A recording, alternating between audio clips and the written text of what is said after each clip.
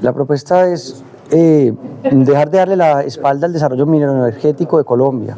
Los recursos naturales son la riqueza que le va a dar la oportunidad a los jóvenes de hoy y no dejar pasar generaciones y generaciones con la riqueza nuestra del subsuelo.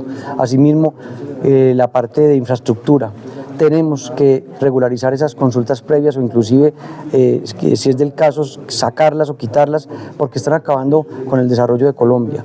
Creo que nos estamos vendiendo el país a todas las organizaciones multilaterales sin pensar en los ciudadanos colombianos. ¿Hay una propuesta para el eje cafetero, para el Quindío concretamente?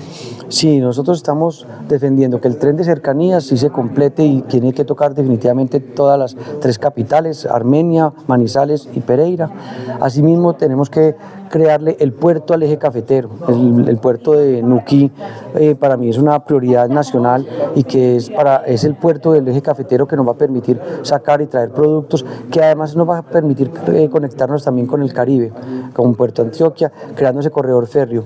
Asimismo llegaremos al río Magdalena y eso va a generar todo un triángulo dorado que va a permitir el crecimiento económico de toda la región. Usted está diciéndole a la gente que acabemos con esta recocha en Colombia. ¿Qué significa eso? Sí, no puede ser un país que tengo 54 años de vida y nunca he podido vivir en un país o en una nación grande, poderosa, próspera y en paz.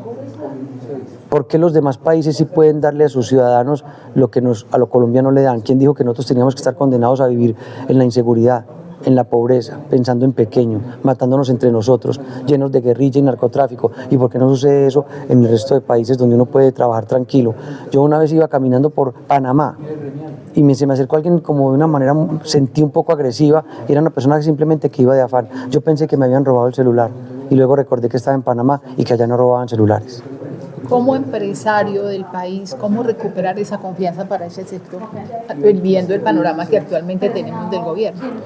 Pues por eso es que necesitamos un cambio de mentalidad y de política, por eso necesitamos que llegue una persona como Abelardo de la Espriella a la presidencia de la República, por eso es que necesitamos que más colombianos de los diferentes sectores accedamos a la política. Yo sí pienso que tenemos que cambiar y dejar de darle la espalda a la política. Hay que enseñar a los jóvenes que la política no es ni buena ni es mala, porque ahuyenta a las personas, además porque es un mecanismo.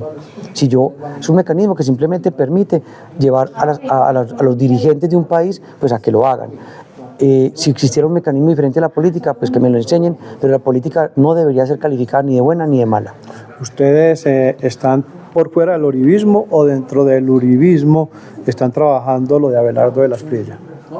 No, yo no me reconozco ni como uribista, no pertenezco a ese partido. Yo no he militado en mi vida sino en Salvación Nacional y reconozco las banderas que en su momento enarboló Álvaro Gómez Hurtado, y ese es el partido al que pertenecemos. Como dice Abelardo de la Espriella, yo estoy dedicado a vender mi panela, que cada cual venda la suya. ¿Y por qué Abelardo de la Espriella? Cuando yo estaba de verdad mirando a una persona como Miguel Uribe Turbay, que me parecía que podría llegar a ser el próximo presidente de Colombia, a quien conocí personalmente. Cuando lamentablemente lo asesinan y aparece una figura como Abelardo de la Espriella, una persona que además yo no conocía personalmente, y veo que curiosamente lo ataca una tendencia política como la actual, que no me representa. Lo atacan partidos políticos tradicionales que tampoco me representaban. Y lo atacan grandes conglomerados económicos que de pronto están acostumbrados a poner al presidente de turno para que llegara maniatado. Entonces, una persona que llega libre de todo esto, a mí sí me parece que sí pudiera llegar a hacer grandes transformaciones. No todas las que necesita el país. Los colombianos tenemos que entender, para que dejemos de estarnos frustrando por los presidentes que lleguen, que este país hay que trabajarlo permanentemente y de por vida. Y que pensemos un poquito en las generaciones que aún no han nacido. Yo hubiera querido que los ancestros míos hubieran pensado más en mí, antes de que yo naciera, y que me hubieran entregado, como les mencionaba, una nación grande, poderosa, próspera y en paz. ¿Cómo se fundamenta la propuesta del voto obligatorio? El voto obligatorio para mí es una forma de poder proteger la democracia. El colombiano se dedicó a ser abstencionista y por eso muy pocos y muchas veces, hay veces hasta poco calificados, eligen los dirigentes. Al colombiano primero hay que enseñarle que es un derecho y un deber ciudadano elegir quienes nos van a gobernar. Es que no, de verdad que debería ser lo primero que debería hacer cualquier colombiano, y es poder escoger quiénes van a llevar este país a la grandeza, a esa prosperidad que necesitamos. Yo sí le digo, quejarse de los políticos me parece un acto medio tonto, en el sentido en que pues, los dirigentes fueron elegidos por nosotros. Yo lo que creo es que Colombia es un país que hay que enseñarle de democracia, que hay que enseñarle a ejercer sus derechos, hay que quitar esa apatía, y yo creo que debemos comenzar con un voto obligatorio. Usted ha dicho que hay que acabar con varios de los acuerdos internacionales para que el país progrese. ¿Cómo es esa propuesta? Resulta que Colombia es un país apenas en vías de desarrollo. Los países desarrollados les interesa que nosotros no crezcamos. Y hay muchas organizaciones multilaterales e internacionales que se dedican a unos temas hoy en día, después de que ellos sí hacen todas sus etapas de desarrollo, queman los combustibles que había que quemar, hacen extracción de la minería, generan todo lo que tienen que hacer para poder llegar a un estadio de desarrollo muy interesante.